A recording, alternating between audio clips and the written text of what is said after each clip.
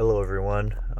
This video is going to be for those who need the serial number as well as the radio number on the 2011 Acura MDX. This should work for Hondas as well. So let's get started. So as you can see here, it says enter code, and a lot of the cars nowadays they come with the serial number as well as the radio code, usually on their glove box around here. But for this one, it actually didn't come with one. So the first thing you want to do is hold map, menu, and cancel all together and hold it for around 5 seconds, and that should pop up, right? And you want to use this knob right here to go to detail information and setting. Okay, and then you want to go to unit check and go to ECU info. Again, you use your knob to switch left and right and adjust where you want to go.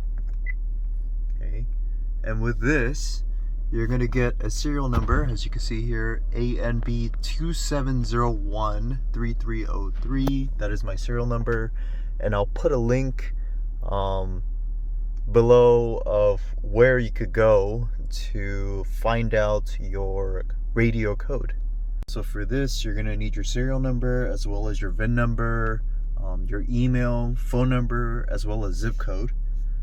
And to exit out of here, press return.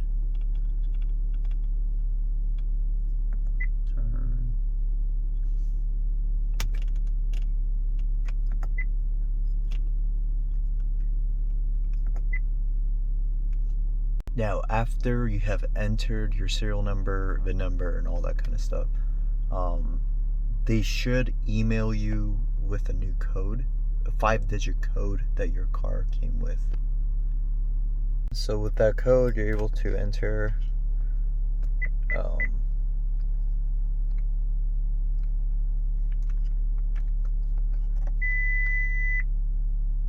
and there you go. The radio has been unlocked.